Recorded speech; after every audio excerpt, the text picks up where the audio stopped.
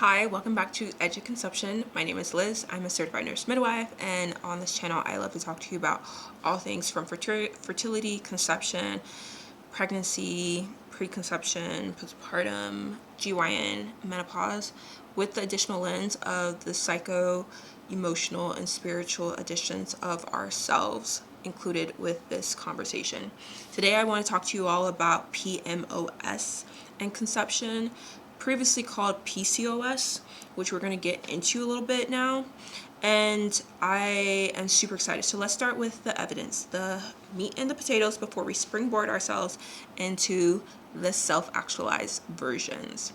So if you've ever been diagnosed with PCOS, polycystic ovarian syndrome, you probably have heard by now that as of May 2026, the name has been changed clinically across the world to reflect how the actual syndrome, the actual condition, is not just about your ovaries. It is a full body dysregulation and dysfunction. So the now new name is polyendocrine metabolic ovarian syndrome, PMOS. And this took 14 years of work globally with over 170 million women, 22,000 experts to really not only advance this name change and actually bring out, as of May of 2026, this new directed name of PMOS. And the reason why this name change matters is because it's in the new name itself. And we're going to further unpack that with the additional lens of fertility and conception and things like that. So, for a really long time, the old name of PCOS was reduced to a complex long-term hormonal disorder with a misunderstanding around cysts and a focus on ovaries, right? This contribution to misdiagnosis and inadequate treatment of PCOS, previously named. The cysts were never the point. You didn't really have cystic ovaries or cysts in your ovaries. Women with PMOS, the now new name change, are not actually more likely than those with or without true ovarian cysts. The old name set both patients and providers looking in the wrong direction for many, many years. The new name, which was chosen to reflect the scientific accuracy of the syndrome now, polyendocrine, recognized that the condition is driven by a multitude of interacting hormonal disruptions, including insulin, androgens, and neuroendocrine hormones. Metabolic and now acknowledges the inherent metabolic features such as the insulin resistance that many women have and the increased risk for type 2 diabetes and cardiovascular disease that PMOS causes. That's a correction from the prior name of PCOS. And it's taken a really long time. 14 years is no joke, but it is a landmark reason why this is so important. So how common is PMOS? It affects around 1 in 8 women, more than 170 million women worldwide. It is the most common hormonal condition in women of reproductive years.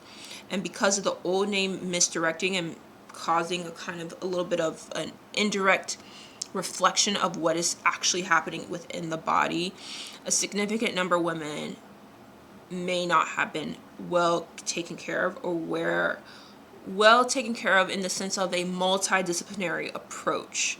It was reduced down to a gynecological issue when in actuality is a hormonal issue that focuses, yes, it is shown in gynecological concerns, but it is also an endocrine issue. It is a potential thyroid issue. It is a cardiovascular risk. So it now involves a true holistic healthcare team that is not just solely on gynecology. And what PMOS, some of the signs and symptoms of PMOS include irregular menstrual periods, excessive hair growth, especially in places such as the chin, or excessive hair growth under the armpits, pubic hair, and also the way the hair is grown may sometimes be coarser and thicker in its texture. more acne and challenges with fertility. But we know this is just like the signs and symptoms. So many women living with this condition of PMOS have handled limited explanations and even more limited support around their actual, not only symptom management, but condition care. And they spent years and years, as you probably have yourself if you have this condition and or you know someone with this condition, Googling and adding and subtracting and trying to like piece it all together, and being given a couple prescriptions, being sent home, and knowing that it's not really working, it's kind of incomplete, what are the things, and then possibly being diagnosed with prediabetes on top of that, and starting all these other things. It's been a lot. And PMOS involves interacting disturbances in the insulin signaling, androgen production, and neuroendocrine pathways and ovarian functions. These 4 things: insulin signaling, androgen production, neuroendocrine hormones, as well as the ovarian function. And these contribute to not only fertility challenges and menstrual dysfunction, but also weight changes, mental health conditions, and increased cardiometabolic risk. So what does this mean through now the focus lens of fertility? PMOS is the leading cause of female infertility, estimating that 70 to 80% of women with the condition experience fertility challenges. It accounts for a significant share of ovulatory dysfunction in women who seek out fertility care. But here's what is equally true and false. Often said, many women with PMOS conceive with treatment, and approaches include lifestyle changes, metabolic management, ovulation induction, so medication given to you to trigger your ovulation, and may even be, and the 4th and final treatment that's sometimes offered is assisted reproductive care when appropriate, such as IVF, IUIs, really IVF, embryo transfers, things like that within a fertility standpoint.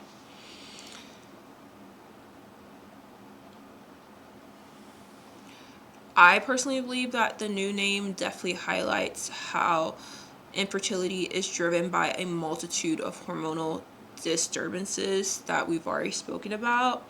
So this is really, really helpful. And as I said, it includes a multidisciplinary approach to the care that women receive around taking care of their PMOS.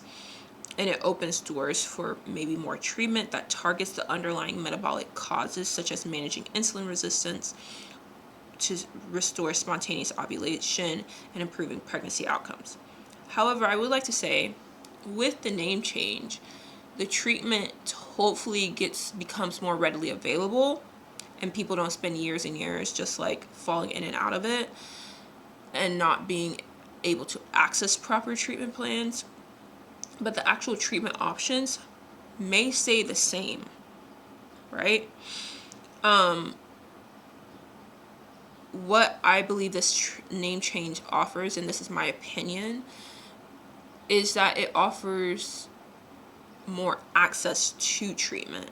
So women don't spend years cyclically stuck in this, oh, I just have painful periods, I just have long periods, I just have irregular periods, and no one starts connecting the dots of maybe they have metabolic issues. Let's check your insulin, let's check your A1C, let's check your thyroid, let's check other things that are happening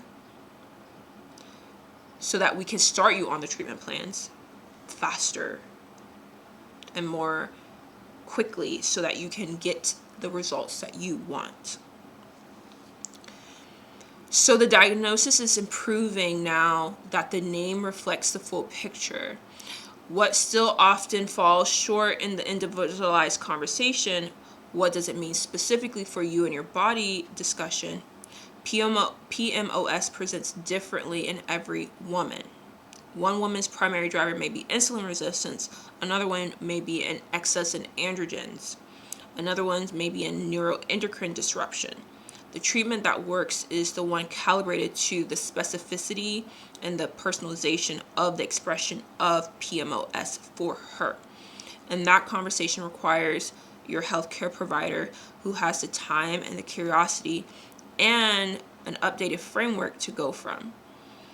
And I am saying to you, you deserve a provider who knows that information and who can take care of you during this very serious chronic condition.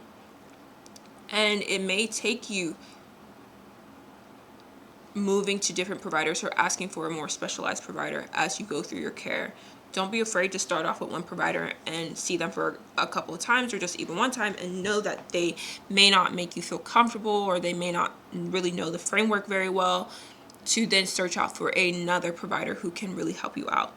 And as I said, this is a multidisciplinary approach. If we're not including endocrine, if you're not being included in the conversation with maybe even a possible cardiovascular workup just really quickly as a baseline, those are things that I'm now empowering you to ask for and maybe see if those things can be offered to you during the landscape and the management of this condition. So let's get into just what we all summarized, that with this correction that took 14 years, this is very important, this is very significant. It means that every woman now can have a new conversation about her previously diagnosed PCOS to now really fully including PMOS as the full life body metabolic condition that it is. And the name change is also a mirror for something very deep. How many women with a diagnosis themselves internally with the wrong story with their body in their mind and running that story in their mind? And if she was told she had cysts, she was told her ovaries were the problem, was she told her weight was, or her hormones were the problem, or her body was working against her? These are all adding to that story that with the diagnosis of PCOS, now PMOS, may previously been running but are now continue to run, and that needs to be further examined at this time. And I want to end with this point of that your body was never the enemy. The framework was inadequate, but your body was never the enemy and cannot be seen, even with this new name change, to be continued to be seen as the enemy. What story have you been carrying around or about your body that's never actually been true? And now let's get into the springboarding of adding the psycho-spiritual emotional lens to this all. The real serious thing that I want to harken on is that how much this is going PCOS, PMOS, if you have it, if you know someone who has it, it is a lifestyle, it is a life change. Things change, your body changes, it looks different, everything changes. And the medication, the treatment plans, the things offered to you add to that change. And at the same time, I am inviting you to mentally, emotionally, and spiritually accommodate changes. Change is the key factor here. Growth is the key factor here. And for many, many women with PMOS, they've really been advocating for many, many years that something's wrong, they need more help, and especially in healthcare spaces, and they have been dismissed for those experiences. You may have been dismissed for those experiences. And so this is the edge of advocacy. This is the edge of still being determined and not being dissuaded that you're not adequately trusting your body, that not being dissuaded by 1, 2, 3, 4, 5, 6, 7 providers telling you you're fine, go away, and still knowing that there's more that you need to do, there's more that you need to uncover, there's more truth here, there's more things that need to be said. And I want to, one, allow you the space in this video and at this time that you're listening to my voice to recognize that you've done great work. You've done hard work. Advocacy is not light work. It is heavy duty work. It is 24/7. It does not stop. And we always say that, oh, we need to have more patient advocacy. We need to have more patient advocacy, not knowing that many patients end up advocating for themselves. And even the great providers that advocate for their patients, is still hard work. Advocacy is not light. It is an everyday, every moment, every interaction experience. It changes the way that you speak to your providers, changes your tone, it changes the questions you ask. You can now easily suss out for yourself now, if you're really good at this, which providers are really knowledgeable and helpful and which are kind of BSing you, and you need to move on. I want to impart on you that you need to trust that. That is your gut speaking to you. That is you really respecting the signals of your body to know and tell yourself that this is wrong, this is not accurate, and what you just told me, I don't really believe, and I'm still going to do more research, and I'm going to seek out more expertise to get more research. What I also want to acknowledge is how tiring advocacy is, especially self-advocacy. It is a tiring process. You may already feel drained and annoyed about this. You may have seen the name change and been like, well, no ish. We already knew that. I am here to give yourself the permission to validate. One, notice, to acknowledge, to then validate what you've gone through. Your self-advocacy is powerful and you are tired. This is not the time, though, I'm going to be very honest with you, to lean back and expect still that your healthcare providers just know what to do now that there's a name change. No, this is not the time to fall back. This is not the time to let them do their thing and I just listen to whatever they do. This is the time to continue pressing the question, continue pressing the point, continue being up to date on the research. And asking genuinely, do you know about PMOS? Like, do you really know? Do you really know about it? And listening to what they say. Because yes, many providers be like, of course I know what about it. Yes, da, da, da, da, right? And this is what we offer you. Cool. Go get a second opinion. If you have access to a second opinion, go get a second opinion. And really also, this may be a little controversial, but going beyond the bounds of conventional medicine. Go get a second opinion from other conventional medicine practitioners, but also look into other practitioners, herbalists, functional medicine practitioners, and get second opinions. The same way this is a multi-organ body dysfunction is the same way that you need to approach this through a multi-perspective care plan. Go get you a nutritionist. Go get you a dietitian. Go get you a fitness coach that knows about PCOS. Go talk to dermatology. Go talk to endocrine. Make sure to get your thyroid checked. Make sure to get your hormones checked. Go to cardiovascular. Go to cardio. And just do a quick, hey, workup. Spend the time. This is not a time to lean back with the name change and just say, okay, now that y'all finally got to it, I trust y'all. Trust your providers and also use your discernment to know when your provider's BSing you to get a second opinion.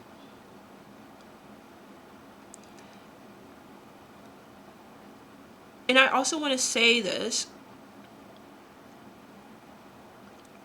The potentiality for how hurt you feel around it and how much your self-advocacy may also cause the repeated idea of like your body's not working with you, you're working against your body, it's not working with you, and that internal cleaving of my body versus me, and that leaves a chasm, a true space of self-abandonment, a true space of separation.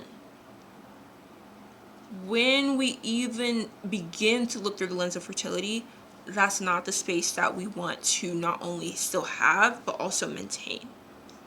We need to have a general coming together of these parts, a coming together of these ideas, a coming together of self. Your body's not working against you. Your body is giving you multiple signals that you've been listening to that something is really, really wrong. That something is really, really wrong. And it really, really needs you to spend the time, the resources, and the money to really get to the root cause of it. Yes, follow the treatment plan. Yes, follow the mechanisms. Yes, do the modifiable lifestyle changes. And yes, be open to also still finding what is the cause. You're working at two ends of the problem. You're working at the, okay, this is a problem. We're going to fix this problem. We're doing the treatment plan. But also, I'm spending time and resources to also get to the root cause. You're working at two ends of the problem to come back to self, to close up that chasm, to not have that separation anymore. So the deeper questions to ask yourself is, what would change if you understood that your body was never the problem? The framework of understanding was. Not only the framework of medicine, conventional medicine was the problem, functional medicine even to a point was the problem, but also the understanding of self. The cleaving of two parts, and now you have this two separate thing. As a high achieving woman with PMOS, where else has this separation, this cleaving applied to other areas of your life?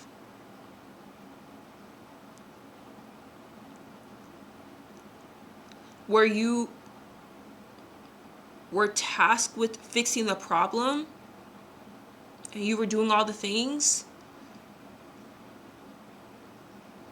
but you were never given the chance to actually get to the other end, like why was the problem even created? Eating from both sides, disillusioning and resolving it from both ends. Because if we know how the problem, like we know it's a problem, we're treating the problem, the issue is that the problem can keep coming back up and again and again and again and again. It's beyond management. It is a full overhaul of self. An advocacy that you've been doing so well for, especially in medical spaces, I want to boost you even further for your self-worth and your self-actualization and your inner authority that you've developed so powerfully, even though you've been dismissed so often. You have a skill set that many people may never attain for themselves because they've never been placed in a scenario or in a state of being where they have to advocate for themselves, especially as a woman. Congratulate yourself, celebrate yourself about all the hard work you've done to get this far. And also feel deep down, feel the grief deep down of, damn, I've had to do this by myself. Because that's a real emotion of advocacy, of self-advocacy, of saying to yourself like, man, I really did that. I really got myself here. Without me pushing the point, without me doing the things, without me doing my part of going to experts and spending the time and spending the money and keep going and going, I would not have gotten here. But damn, what if they just listened? What if they just heard me the first time? What if they just understood what I was trying to tell them? That two parts of you, it is powerful to understand, and they are very real. I don't want you to dismiss that. That your self-advocacy has come at great cost, both gain and loss. You can never be BS'd again. You know when someone's lying to you. You know you have the tools, kits to get more opinions for yourself. But you also have developed a hyper sense of dependence because the reality is no one has helped you. how does that affect other areas of your life that no one has helped you? Or the feeling of you've had to do this by yourself. You've had to push the point by yourself. No one else can help support me advocating for myself. How else has that also shown up?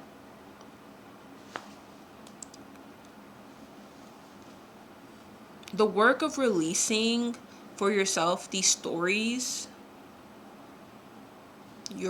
within the diagnosis,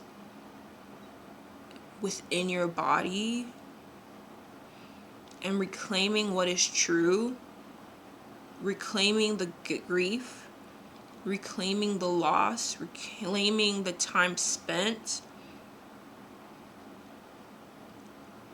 that is all an asset gained. And that is difficult to see from this lens. And if you allow yourself the time to believe that I did all of this so that I can be able to become all this, do beyond all this, to actualize beyond all this, to live the life I said I want to live beyond this, that is an asset gained. I don't want you to lose that. I don't want you to just pass that up. That's an asset gained.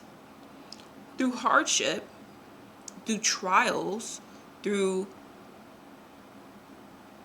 sadness and repetition, still an asset gained. What other assets have you gained through various things that are worth reframing, that are worth re-understanding, that are worth creating your cathedral of result-driven happiness and success? What other areas can you activate within? And that is what Edge is built for. And that is what Edge is built within. And that is the spirit in which I created Edge and was able to co-create Edge. And you can find that link down below if you want to read more about the 3-part experience. So I want to lead you off with PMOS is not a life sentence. It is not a flaw. It is a complex hormonal condition that medicine is finally beginning to understand in its fullness, with just the correct name changed. You also still always deserve care that matches that complexity. And you deserve to walk into every appointment as the woman who knows herself, knows her body, and trusts her signals, and demands to be fully seen and noticed, because you are always the next frontier.